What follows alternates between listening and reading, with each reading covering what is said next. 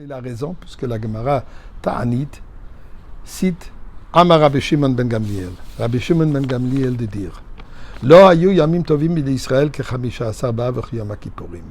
Il n'y a pas une fête, il n'y a pas une journée aussi importante, aussi joyeuse que le 15e jour du mois d'Av et le jour de Kippour. Et qu'est-ce qui se passait le 15e jour du mois d'Av? Les Shebahen Benot Yerushalayim. À cette occasion, les filles de Jérusalem sortaient vêtues de vêtements blancs, mais que chaque femme empruntait une à une autre. Pas qu'ils portaient leurs propres vêtements, leurs propres robes, mais les empruntaient. Afin que, pour ne pas embarrasser celles qui n'avaient pas ses propres vêtements blancs, et tout le monde était égal. Donc, Chamisha Asar B'Av et Yom Kippour sont les journées les plus importantes, les plus joyeuses. Maintenant, d'abord, qu'est-ce qu'il y a de joyeux? Yom Kippour, on peut comprendre, bien sûr, c'est un jour joyeux, c'est le jour où nous réunifions avec Akadosh Baruch Hu. Dieu nous a promis une bonne, une nouvelle, heureuse année. Ah, bien sûr que c'est un jour joyeux, malgré le jeûne, malgré que c'est une journée de sérénité, mais quand même, c'est la joie, le résultat, et la joie d'avoir être béni et assuré d'une bonne année. Mais qu'est-ce qu'il y a le Chamisha Asar B'Av?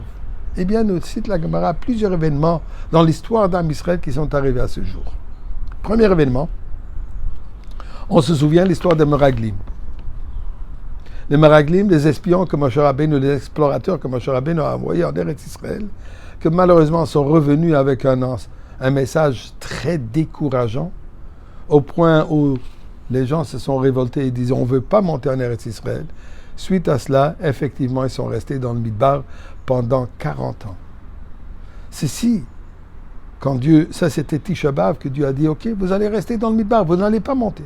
Et tous les gens, pendant 40 ans, ceux qui sont arrivés à l'âge de 60, le soir de Tisha B'Av, creusaient leur propre tombeau, se couchaient dans le tombeau, et le lendemain, ils ne se réveillaient pas. Et ensuite, quelqu'un venait, je suppose, et fermait les tombeaux. D'ailleurs, je me pose la question, où est-ce qu'ils sont tous ces tombeaux aujourd'hui?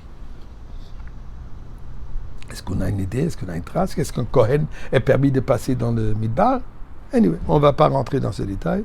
Mais maintenant, c'est la dernière année où les dernières personnes qui sont de cette génération qui sont censées de mourir, et effectivement, ce qu'ils ont fait, ils se sont enterrés, entre guillemets, eux-mêmes, le soir de Tisha B'Av, en comprenant que le lendemain matin, ils ne vont pas se réveiller. Mais ils se sont réveillés. Ah, probablement, on s'est trompé d'une journée, la date. Une deuxième fois, une troisième fois. Et à chaque fois, le matin, ils se réveillaient. Mais quand le 15e jour du mois est arrivé, où la lune est pleine, là, on ne peut plus se tromper. Ça ne peut pas être que le 15e jour. Ils ont réalisé que Dieu les a pardonnés, mais le pardon n'est pas venu au 15e jour. Le pardon déjà été à Tisha B'Av. Mais ils n'ont réalisé qu'au 15e jour de mois d'Av. Donc ça, c'était le premier événement où Dieu a permis de réunifier tout le peuple juif de monter en Eretz Israël. Plus tard, il y avait aussi une histoire très malheureuse aux Shevet Binyamin qui se sont comportés d'une manière extrême, cruelle, contre une jeune femme, ce qu'on appelait la concubine de Giva. Et là, Am Israël a juré de ne plus se marier avec Shevet Binyamin. Ceci a été pendant un long moment, jusqu'à finalement, le jour de Tou B'Av, ce décret a été annulé. Yorav Amenevot, le roi qui a séparé la royauté, le royaume de Yehuda avec le royaume d'Israël, et pour assurer que personne du royaume d'Israël, des 10 tribus, vont monter à Yerushalayim, il a créé des frontières, des barrières qu'on ne puisse pas monter à Yerushalayim.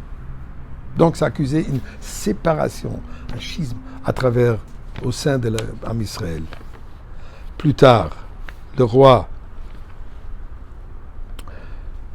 Hoshea ben Ela, lui, il a enlevé ces frontières et il a permis donc réunifier Am Israël. Aussi, il y avait la situation après la révolte de Bar Kokhba, où il y avait des millions de morts, de tués à la ville de Bétar. Pendant 15 ans, les Romains ils ont interdit de les enterrer. Miracle est arrivé que les corps ne se sont pas décomposés. Et finalement, 15 ans plus tard, et d'ailleurs au jour de Tou B'Av, 15e jour du mois de Av, ça a été permis. Alors, tous ces événements représentent un aspect d'Avat Israël, d'unification du peuple juif. La génération du Midbar avec ceux qui rentrent en Eretz Israël, Yehuda et Israël, Shevet Binyamin, et le fait de pouvoir enterrer les morts de la ville de Bétar représente tous un aspect d'Avat Israël. Eh bien, en venant de Tisha B'Av, le jour qui commémore le manque de Avat Israël, dit la Gemara, le 15e jour où la lune est à sa plénitude, une perfection, on se parfaite dans la Avat Israël. Et nous prions à Kadosh Baruch Hu, we want Mashiach now. Et là, je vous invite de mettre une pièce dans la tzedaka et nous allons mériter la révélation de Mashiach now, maintenant.